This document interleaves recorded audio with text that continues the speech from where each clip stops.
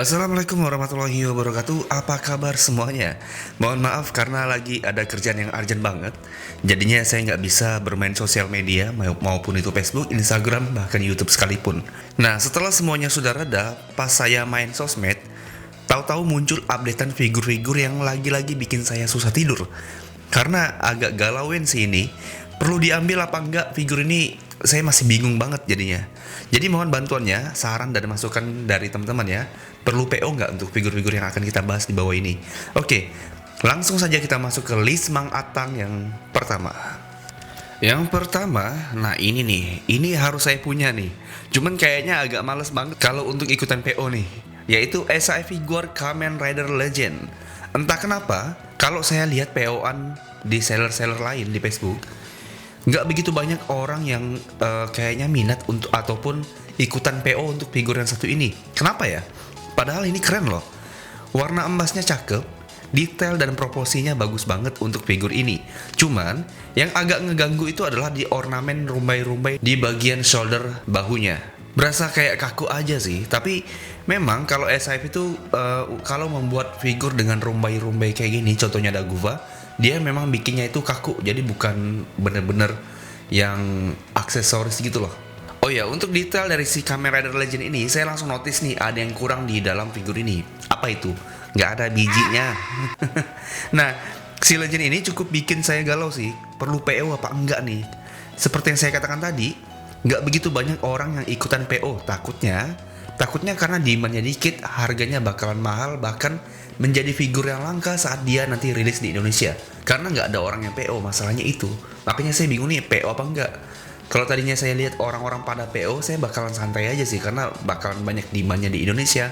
Nah, karena ini jarang banget orang yang ikutan PO, jadinya ini agak sedikit mencemaskan. Jadi menurut teman-teman gimana? Perlu PO nggak?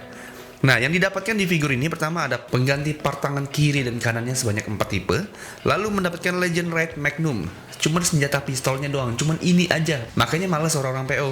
Mana harganya cukup lumayan mahal, sekitar 8.800 yen, sekitar 1,3 sampai 1,4 jutaan. Dan ini akan dirilis di bulan Juli tahun 2024. Menurut teman-teman gimana? PO nggak? Berikutnya ada SAI Figure Hunter Knight Tsurugi dan dari Ultraman Mebius yang kemarin sempat muncul di event Tamashii Nation 2023. Akhirnya secara resmi akan dirilis di bulan Juni tahun 2024 nanti. Tapi ini keren sih, di bagian armor peraknya itu kayak bertekstur gitu ya. Dan detail-detail lain di bagian armornya ini pun cukup lumayan akurat kalau saya perhatiin.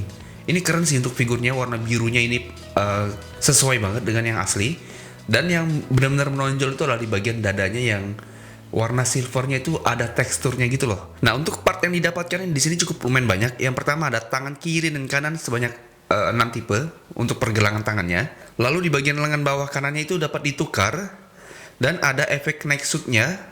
Berikutnya mendapatkan efek Knight Beam Blade. Dan di sini dia mendapatkan bonus yaitu efek Mebium Blade versi damage. Nah, saya kurang tahu nih kenapa ada embel-embel damage version untuk efek yang Mebius ini. Padahal ini keren sih, dan kalau saya perhatiin di fotonya pun kayaknya nggak ada yang salah. Apalagi di foto saat Mebius dan juga Knight Tsurugi ini seperti ini kira-kira. Dan ini dibanderol dengan harga 8.250 yen atau sekitar 1,2 sampai 1,3 jutaan. Dan akan dirilis di bulan Juni tahun 2024. Berikutnya, berhubung tahun ini adalah tahun naga, SAF kembali merilis SAI Figure Kamen Rider Build Trial from Rabbit Dragon. Dan ini adalah versi tahun baru.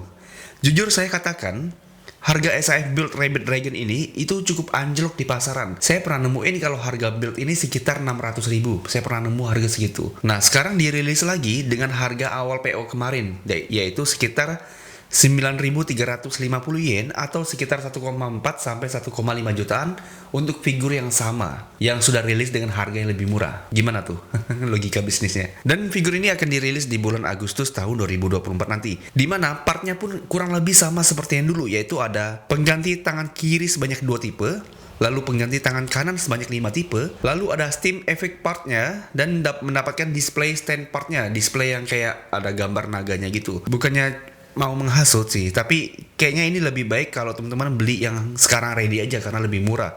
Ya bedanya cuma ada di partnya aja sih. Kecuali kalau teman-teman memang kolektor dari kamera dan build, yang ini wajib banget untuk dibeli. Sama halnya kalau si Kuga yang dirilis dalam bentuk embel-embel lainnya, pasti saya juga beli sih. Cuman agak aneh kenapa Bandai maksa banget buat ngerilis si build Rabbit Dragon ini. Ya ini memang tahun naga kayu sih, iya kan? Kenapa SAF nggak ngerilis SAF Shinkocho Seho Kamen Rider Yuki aja yang benar-benar ada naganya? Tapi bisa jadi sih kalau tahun ini SAF beneran ngerilis SAF Kamen Rider Yuki yang versi Shinkocho Seho-nya. Semoga aja. Karena memang tahun ini adalah tahun naga, jadi ada hubungannya gitu loh.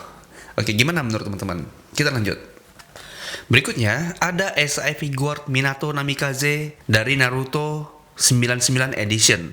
Akhirnya bapaknya Naruto ini dibikin juga SAF dengan versi yang terbaru. Mukanya lebih mirip, detail dan proporsinya jauh lebih baik dari rilisan pertamanya. Tapi ini tampan banget sih untuk mukanya si Minato ya, karena ini benar-benar mirip banget dengan yang ada di animenya. Ditambah lagi ada jubah Hokage yang semoga aja ini nggak mengganggu artikulasinya ya. Soalnya kelihatannya ini bakalan cukup berat dan kayaknya bakalan menghambat artikulasinya kalau saya perhatiin di sini.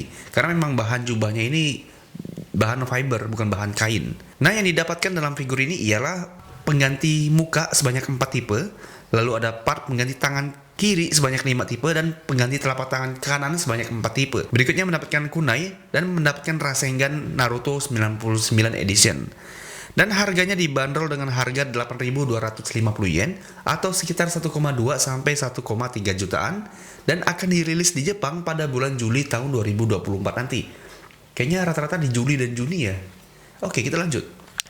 Kita beralih ke figur Trizero yang kembali merilis figur Power Ranger skala 1:6. Kali ini ada Power Ranger Zeo, Fig Zero 1:6 Zeo Ranger Pack by Trizero. Sebenarnya ada jual dalam bentuk satuan sih. Oke, yang ini adalah versi sepaketnya. Duh, ini mana keren banget pula si Zeo Rangernya. Dimana Zeo Ranger itu atau Oranger itu bahan suitnya memang menggunakan kain yang berwarna metalik. Dan kebetulan banget saya suka banget dengan Power Ranger si Zeo ini sih. Makanya kemarin saya sempat ngoleksi Lightning Collection-nya dan hingga saat ini masih ada. Ngelihat mereka berlima begini berasa nostalgia banget ya. Ya kan? Tapi saya belum mampu sih untuk membeli figur-figur kayak gini. Karena memang belum mampu aja. Cukup puas dengan Shodo ataupun Lightning Collection lah intinya. Untuk figur Trizero Zeo Ranger ini dijual dalam satu pack atau ada juga yang dijual dalam satuan. Satu pack ini artinya dapat 5 langsung ya. Dimana di sini lengkap banget, mendapatkan senjata-senjatanya, mendapatkan beberapa part tangan, dan gimmicknya adalah di part senjatanya dapat digabung menjadi satu ataupun menjadi senjata andalan mereka.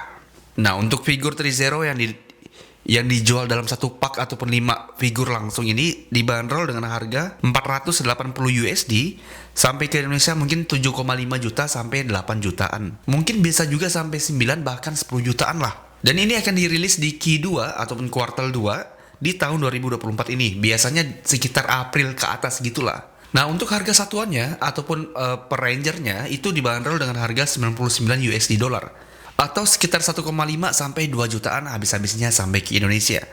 Sebenarnya sangat disayangkan sih kalau Trizero ini langsung ngerilis mereka secara bersamaan kayak gini. Andai kata kalau dirilisnya perlahan kayak SAF contohnya, mungkin kita bisa berkesempatan untuk ikutan PO dengan harga normalnya. Bisa kita beli satu per satu agar bisa melengkapi. Tapi kalau ini kan dia langsung rilis kelima-limanya langsung kan.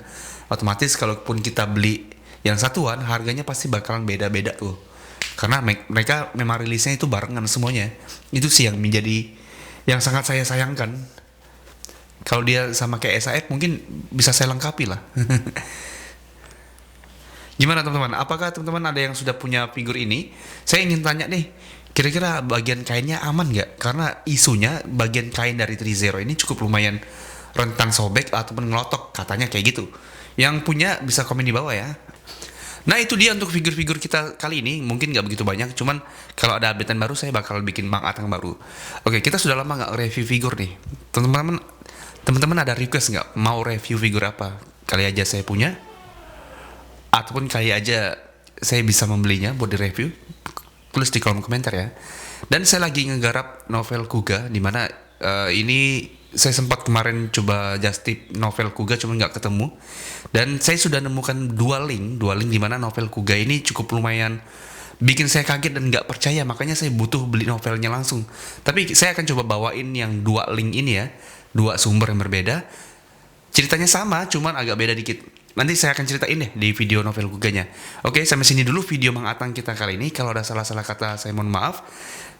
Buat teman-teman, jangan lupa untuk subscribe channel ini agar saya bisa lebih semangat lagi dalam membuat konten. Dan semoga kita diberikan kesehatan dan dilancarkan rezekinya agar kita bisa membuat sesuatu yang bermanfaat, oke? Saya akhiri videonya. Wassalamualaikum warahmatullahi wabarakatuh. Sampai jumpa.